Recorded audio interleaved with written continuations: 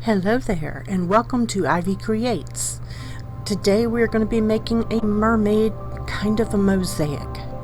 The first thing I've done is I purchased this framed wooden piece that I got from Hobby Lobby, and it was on sale for like $4. So anytime they change seasons, I try to buy up anything framed I can find so I can reuse it for something else. It had something about motorcycles on it, and I was not interested in that. So I got it, and I am putting some Dixie Belle cotton on it to cover up what I didn't want to show.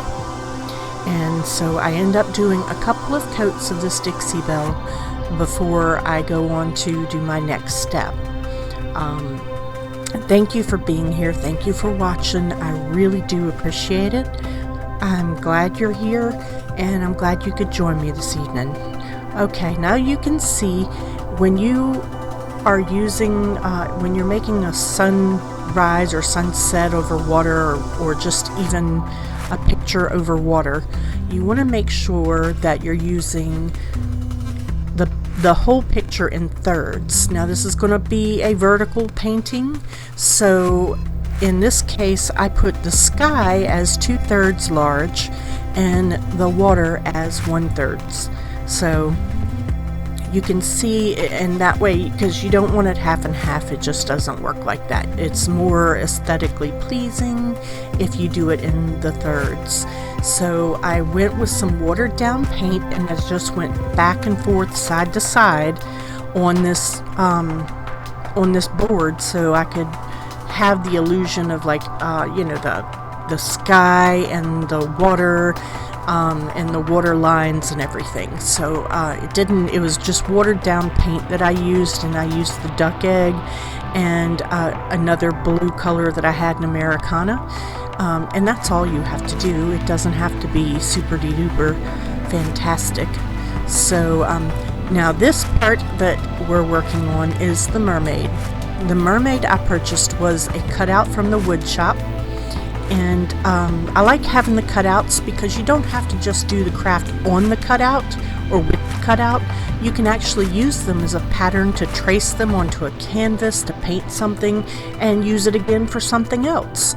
So that's a wonderful thing about having the wooden cutouts and the actual wooden ones, not the MDF ones, is you can use them as patterns and tracings, and so you don't have to reinvent the wheel in order to make a cute or nice painting for a room. So I'm working on her tail at the moment, and I'm using some kind of a sea glass that's a small sea glass, and I think I got this at Walmart. I'm not entirely sure, but I'm pretty sure I think I got it at Walmart. And then there's another little bit of glass that's Ashland, so it's from Michael's, and this glass is like shards of mirror almost, but it's blue, and it's got a lot of reflection to it. And I want to say I might have gotten that in the floral department because it says decorative filler on it, and it's just a really pretty dark blue, and it's really sparkly. You'll see when I kind of move it back and forth, it sparkles up. So the sea glass has little bits of glitter in it. It's not real sparkly, it's just kind of, matted out, and then the mirrored pieces. And I started with the bottom of her tail, and I'm working my way up because I wasn't really sure what all I was going to do with it. So I started with the bottom, and I started just adding, and I'm using a glue gun to glue down all the little pieces of sea glass and mirror, and just placing them very randomly wherever I need to place them, and using the glue on the glue gun and pressing the little rocks into the glue. Very simple, very easy, and it ends up being quite elegant. You could have painted the mermaid any base color you wanted. I like to do silhouettes sometimes. I think they look nice when you're doing a silhouette. Gives it a little extra pop. And you could you know, of course, change the color of the board to any color you want, if you want it to be night or day or whatever you want it to be. So I like to do the silhouettes, and it's very simplified. You don't want to add too much detail because then it risks the look of becoming cartoonish for like a little kid or a kid's room, which this is. You could put this in a kid's room. It is sophisticated, and I plan to actually put it in my bathroom. Please subscribe, like, and share, and click that little notification button. I am a real person, and I've just started doing this since I was unemployed due to Corona. And so I'm hoping that you enjoy this, and I'm hoping to make a go of it. So please subscribe, like, and share. I'm having a good time doing this as well. It's been very therapeutic. So thank you for watching. I really appreciate it.